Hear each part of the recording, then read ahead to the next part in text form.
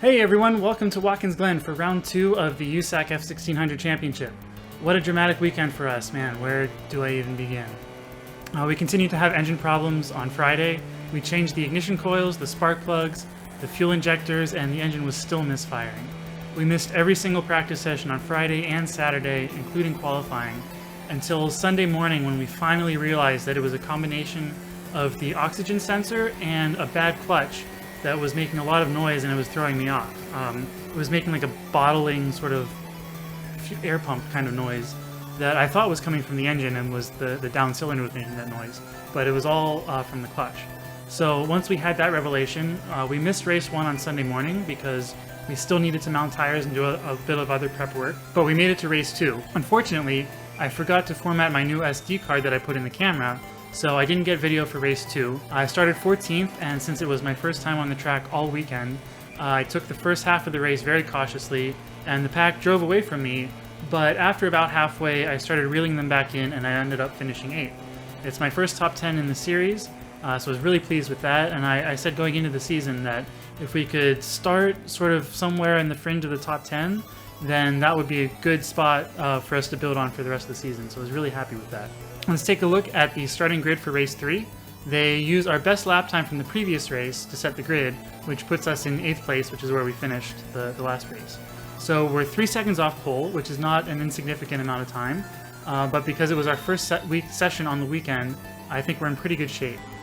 We've got Dexter Kzuba next to us, Yuvan Sundaramurthy in one of the Cahill cars, Ryan Bierke, and those other red and white Cahill cars that are in front of us. They're all really fast. Now looking at the track, well, it's Watkins Glen. It's in the Finger Lakes. It's one of the most famous racetracks in the world. Home to Formula One from 1961 to 1980.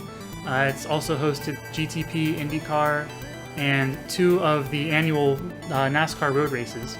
And it's pretty much unchanged from when they were racing in Formula One in the 1980s. I think really the only significant change is the add of the bus stop going on into the loop at the top at the end of the back straightaway.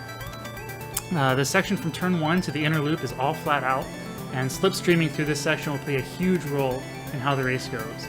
The boot section has some fantastic elevation changes. Turn 6, what I refer to as the laces of the boot, is probably my favorite corner. It's fast, there's very little runoff, and the road sort of falls away out from under you as it goes steeply downhill. So we're on the outside of the 4th row, all lined up, ready to take the start, so let's see how we do.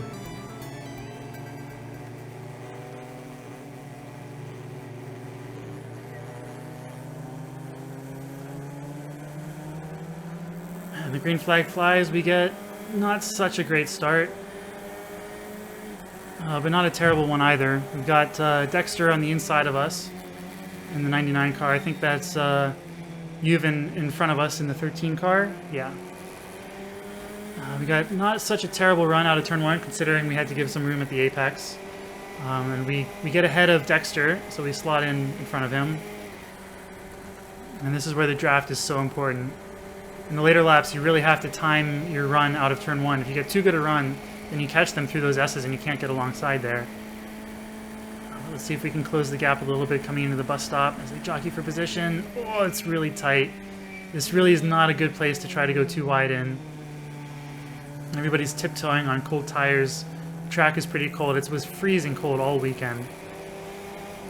We take a look on the inside of Yuvan. Can't quite do it. Don't quite have the confidence in the tires or the track at this point. Of course, we've only had 1 session on this track and everyone else has been running all weekend. And Dexter looks on the inside of the laces. Can we get it? Not quite. We're able to hold him off for 1 more corner.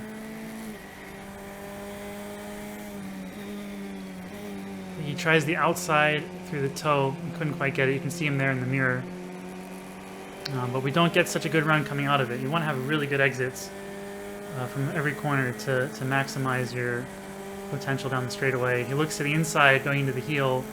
He gets alongside. We have to give him room. Pokes into the camera view right there, but he can't quite get past. We're able to hold him off again. He's still side by side coming back onto the short track. And we have to leave him room on the exit, on the entry and on the exit. And he's still alongside. And he's compromising our entry through this corner, which is really fast. The other guys in front of us can just drive away at this point just because we're side by side. Finally gets in front of us. I think someone else was taking a look on the inside. That's why I wasn't able to get down to the apex. But we're on his bumper now. Let's see if we can outbrake him into turn 1, or it looks like we're gonna. Oh, number 93. I think that's Joel Haas and the number 93 Piper coming through. So we've lost 2 positions in 2 corners.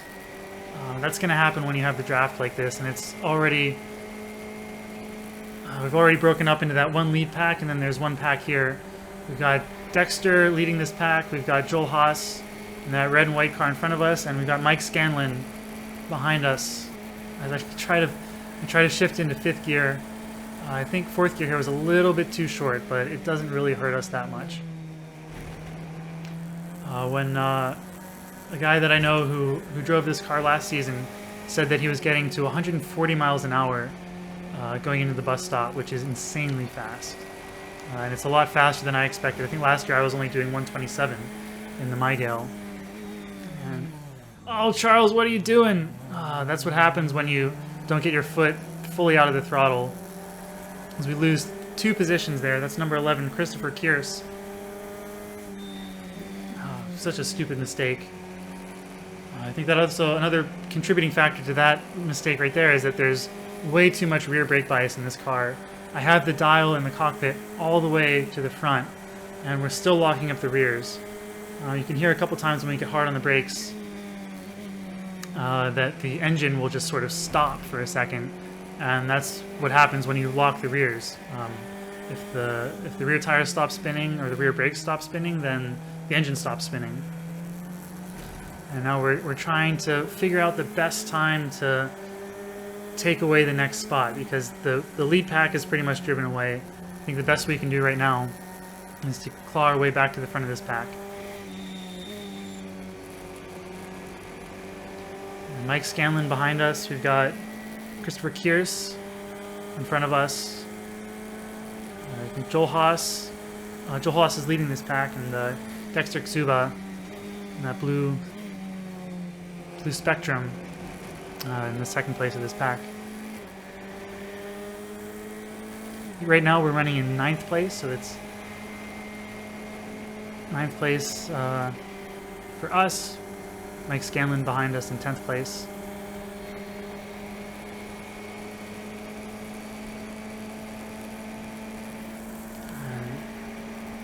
Kierce forces us to the outside. We don't quite have enough momentum to get ahead of us, or maybe we do. We give him a little bit of room and we let him go ahead. It's not worth taking the risk of going side by side through the bus stop right now. There's still plenty of racing to go. I want to wait for a time where it's more decisive.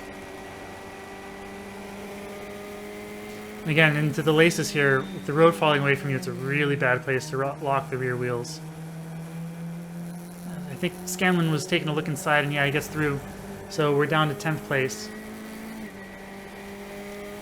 I think there's a few more cars behind us, but they're out of view in my mirrors. So we're hanging on to this lead pack, or well, this 2nd pack of cars. But we fall into the caboose of it, which is not ideal. As you can see flames shooting out of Scanlon's car.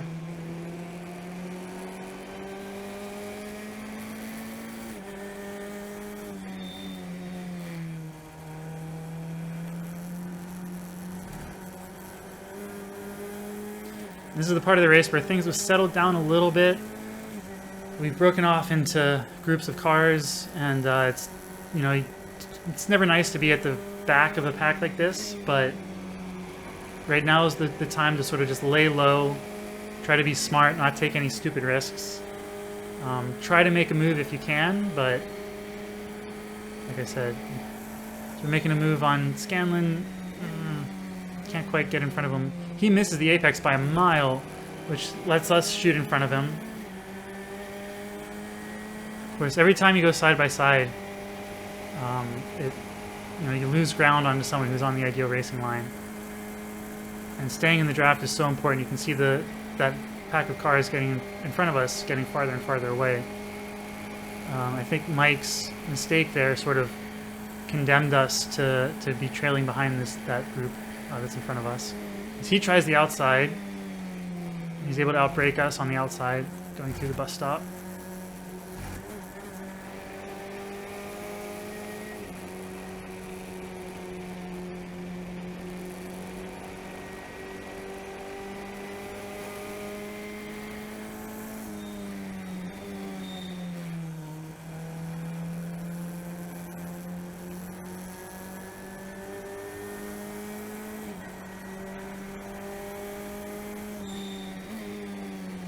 Hopefully the side-by-side racing of that pack in front of us is going to let us catch up to them and get into their draft again.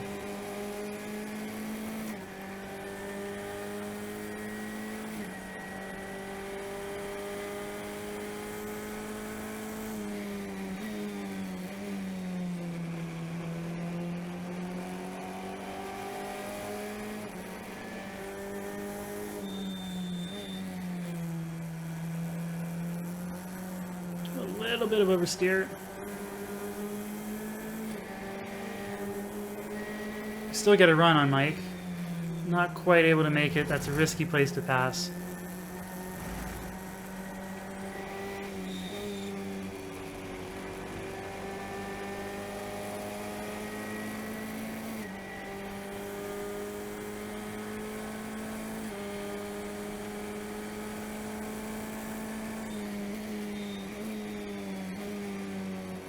Mike misses the apex again. I think that's 2 laps in a row. It gives us a good chance to get a run, but again, we can't quite get enough of a run to really get decisively in front of him before we get to the S's, and you don't want to go into the S's too wide.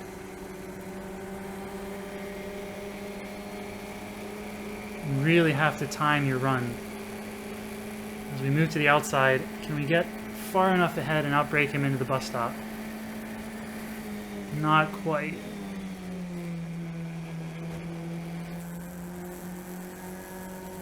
Still having hope that we can catch up to that pack in front of us. I think we're outside of their draft right now. But if they keep fighting, maybe it can give us a chance to gain some ground.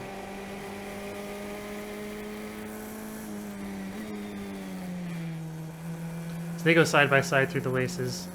That's good news for us. We gain a little bit of ground here.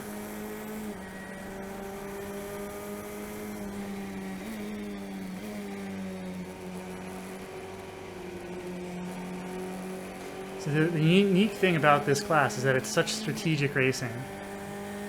Unless the track is really small, like at maybe Lime Rock, or if we make a move on Mike, I'm not sure if it's the smartest thing. We need to really just be working nose to tail so that we can get up to the cars in front of us. It's probably not the best strategy right now to try to attack him. But yeah, the draft is, and your strategy in the draft is so important. It was important at Road Atlanta. It's really important here. We're going to VIR the next race. It's going to be really important there. Since these cars don't suffer from the same problems that F2000 cars suffer from, that Formula 3, or pretty much any car that depends on aerodynamic downforce, we can really run nose to tail, and the draft is absolutely critical. And the tactics that you use and the strategy to play with the draft is absolutely critical to doing well.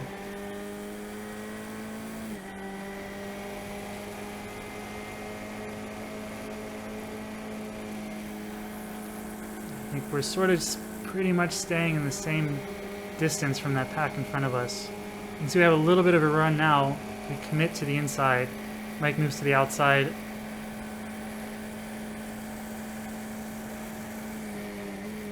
Not nearly close enough to get in front of him.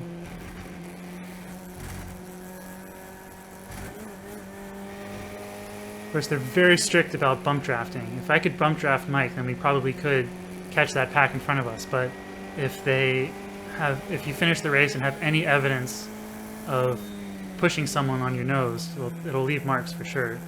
They'll disqualify you. And if they can determine that you're coordinating it with the person, then they'll disqualify that other person too. So they're very strict about bump drafting. And these cars, it's very risky. It's pretty dangerous, so they are very strict about discouraging it.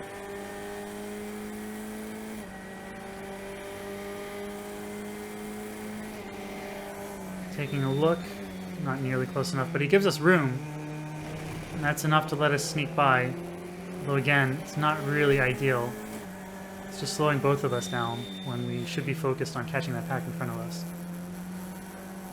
Get oversteer again in the middle of that corner.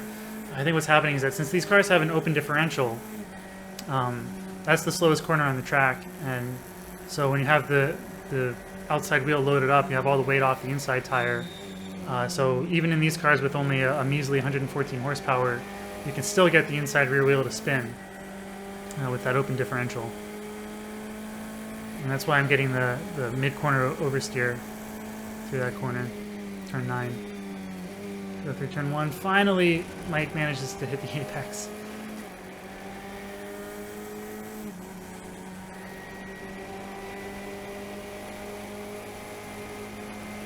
But we're losing a lot of ground on that pack in front of us.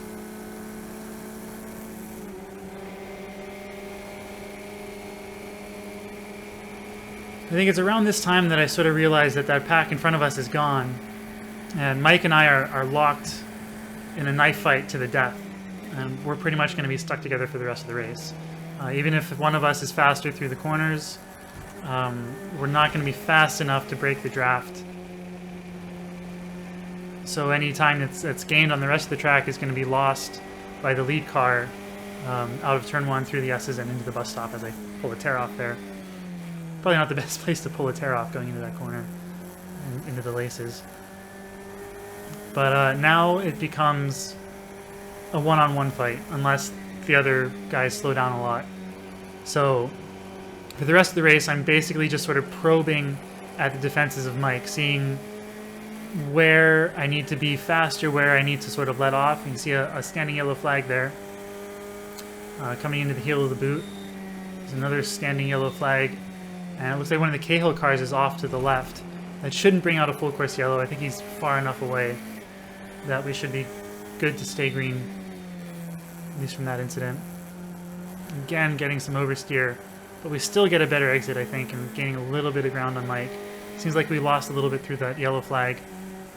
But like I said, if we can keep this distance into turn 1, then we'll be able to stay in his draft through the S's and up into the bus stop.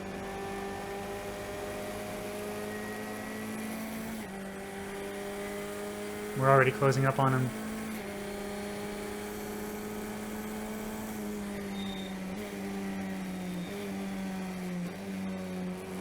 He manages to hit the apex that time.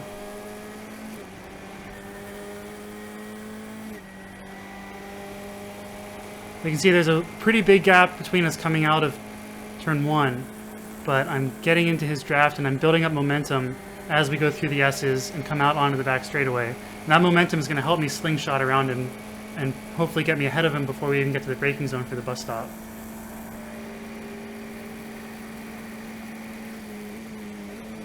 So that moment right there was really helpful to give me an idea of how far behind him I need to be to build up that momentum and be able to get around him. So I know that even though I'm in front of him, if I lose this position, then it's not that big a deal. I know how to get around him going to the bus stop, and it's all going to come down to the last lap, barring any mistakes by either of us that would remove us from each other's draft. We're pretty much stuck together right now for the rest of the race. And in fact, going into turn 1 on the last lap, being in front is going to be a big disadvantage.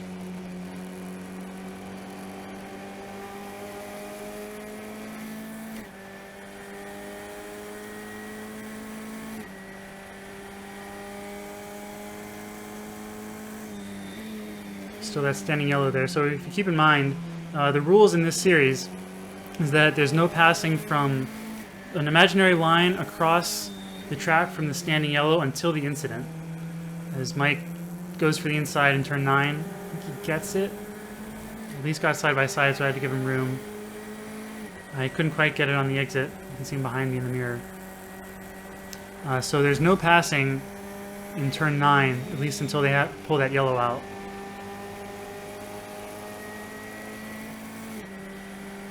Tugging on my shoulder belts. I think they got loose and they started flapping around a little bit, which can be distracting. They are the unused part of the shoulder straps are really long. Mike makes a big dive to the apex. I think I saw him coming.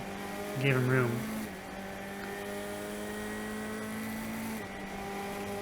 And so you can see here, this is another important lesson to keep for the last lap. He got past me going into turn 1, but I'm still able to get up right next to him with a lot of momentum. So making a pass in turn 1 is not really the best place to do it, since it's very likely that you're going to lose that position again going into the bus stop, which is what happened there. So it's very possible that this situation could be replayed on the last lap. Of course, if we are on the last lap, then we're both going to be fighting a lot harder than we are right now. So you have to keep that in mind as well.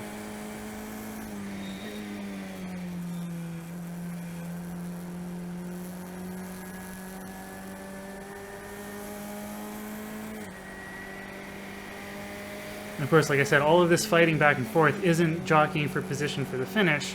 It's sort of like doing research for the last lap and trying to see how things work on the track and how things are going to play out when we get into different situations on the last lap.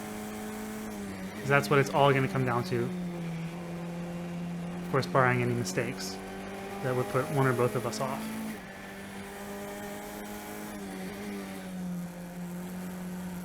More oversteer. Really need to be a little bit more careful in the throttle for turn 9.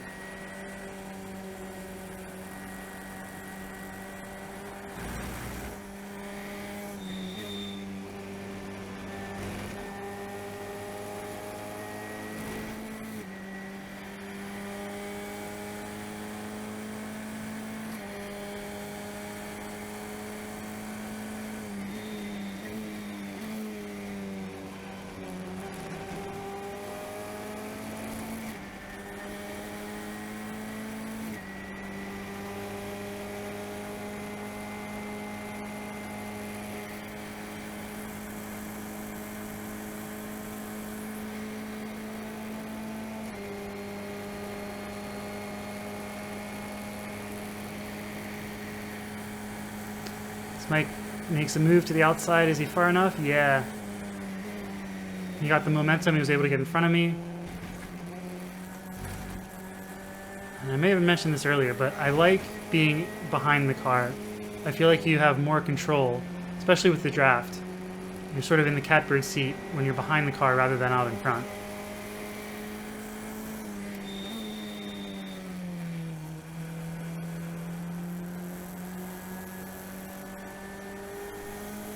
It's always nice to be the hunter rather than the hunted.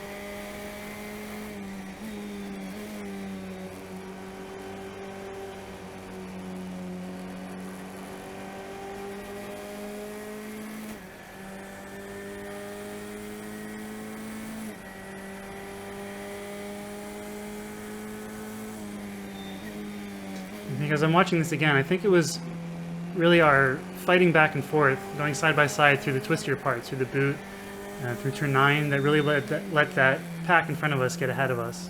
More oversteer. Every single lap I've been doing that. So if we had been a little bit more patient, or if I had been a little bit more patient, then it would have been less likely that that pack in front of us would have gone ahead of us. And we wouldn't be, we'd be able to fight for those positions rather than just 9th place.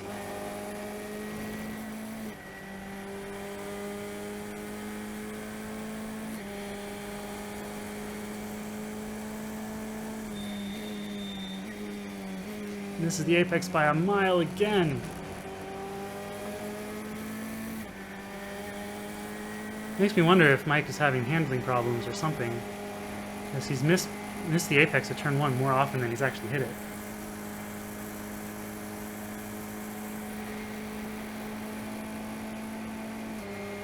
But again, the draft sucks him up.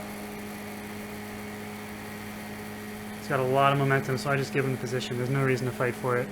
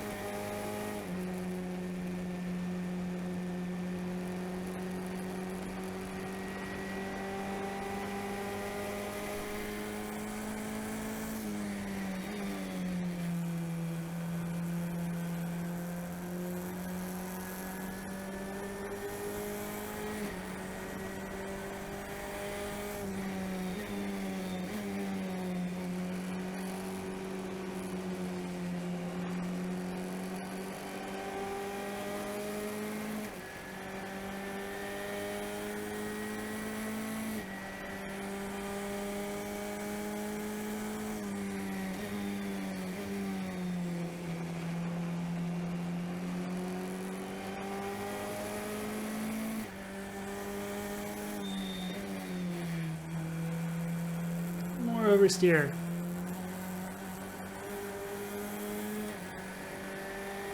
Not really learning my lesson. It looks like we're still faster than Mike coming out of turn 9, even with that oversteer in the mid corner. So it's not hurting us too much.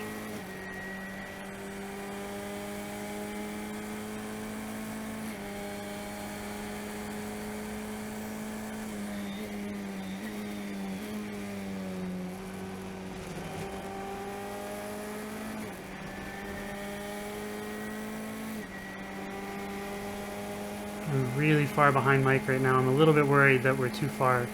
We're losing the draft, but it doesn't look like it. We're definitely too far back to make a move on this lap, but we're not so far that we've broken the draft.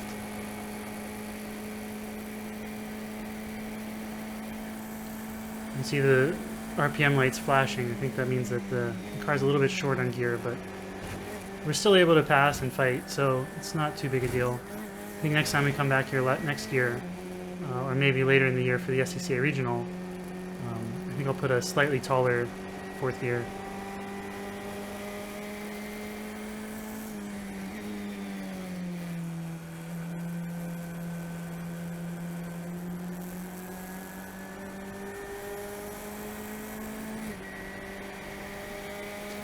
So this is another one of my favorite corners. With it going so steeply uphill, you can carry a lot of speed through it.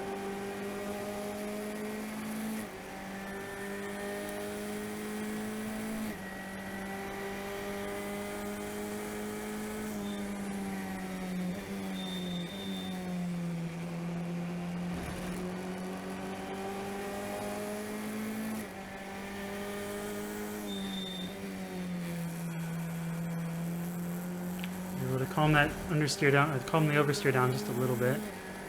And we definitely close up into Mike a little bit better. He's a little bit slower through turn 10 here.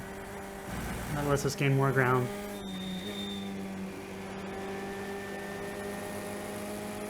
We're coming up towards the end of the race. I think there might be two or three laps left.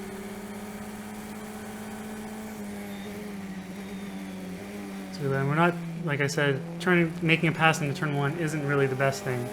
So we're in no hurry to get a pass through there. And we've got a good gap going into the S's.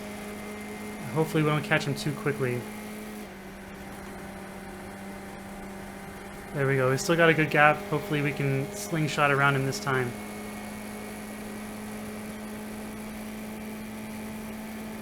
Forces us deep to the inside. On the brakes, do we get around him? It looks like we do. Yes, he lets us go.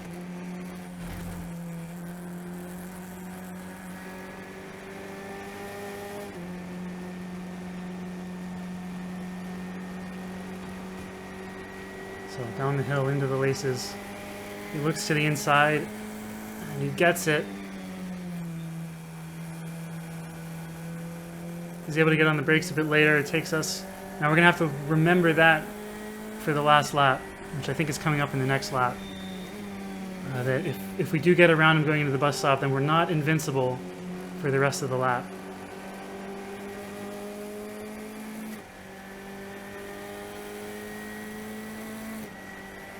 See, it looks like a little bit of water on the camera. I was seeing little drops of water on my helmet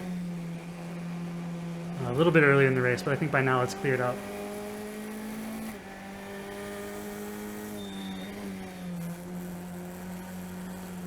Again with the mid-corner oversteer, but we're able to control it, and again we get a better exit still.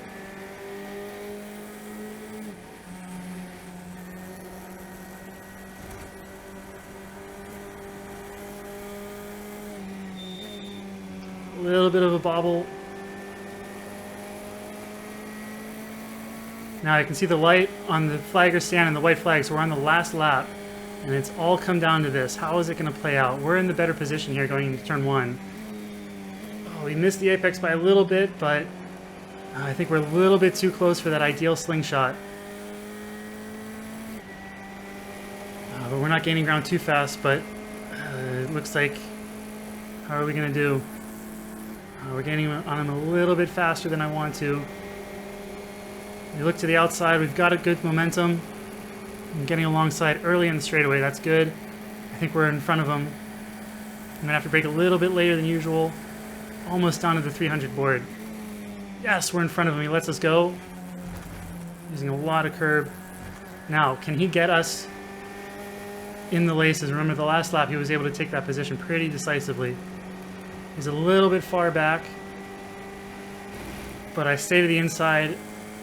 Nevertheless, maybe not the best move because he's going to get a better exit and might be able to get us into the toe. Yeah, that's what happens. He looks to the inside. I can't get down to the apex. He takes it in the toe. I think he does. Yep, there he is. I think he's going to get a better exit. Oh, we're side by side. Oh, he sees me. He thinks about moving over, but he doesn't quite make it. Can I get in front of him through the heel? Trying to brake as late as I can.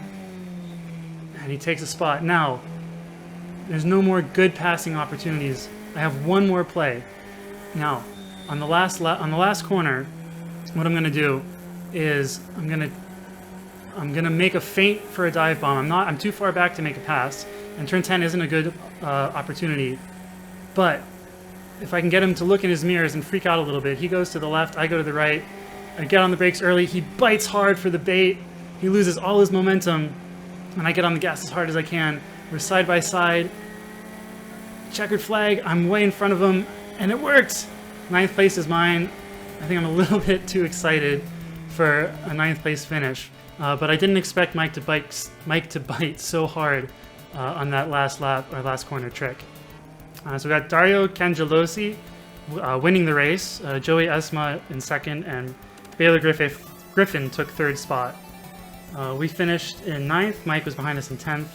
And that pack of Joel Haas, Christopher Kierce, and Dexter Ksuba in 6th, 7th, and 8th. So it was a really dramatic weekend, full of ups and downs. It was so frustrating not being able to figure out what was wrong with that engine. But we scored a good, 50 or so points, 50 or 60 points. I don't think they've released the championship standings yet, but we went from 19th probably up to, who knows, maybe up to like 15th or 16th in the points. Maybe even better than that, I'm not sure. The next race is a few weeks in VIR. Hopefully we'll get the clutch problems figured out. They didn't really hurt us on track, but it does make it difficult to drive the car around through the paddock. And so we want to get that fixed. But the engine is working well. I think if we come back here next year, we'll have to make a slightly higher gear, but the car's working well. We have to do the alignment and do some other stuff to make sure everything is in tip-top shape. And that 3-second gap to the lead pack of cars, I think, is going to be a challenge, but it's going to be, if we're smart and we work hard throughout the rest of the year, we've got something that we can build on for sure as we get to know this car better. So thanks for watching, everyone. I'm sorry I only got one video, but I think we left this weekend in a much better position than when we went in, which is always what we want. Even if we don't, we might not be able to win every single race this year, but if we can do incrementally better at each race, and by the end of the season, maybe we can be fighting for wins, which is what we want. And then next year, hopefully fight for the championship. So thanks for watching, everyone. I'll see you in a few weeks at Virginia International Raceway, and take care.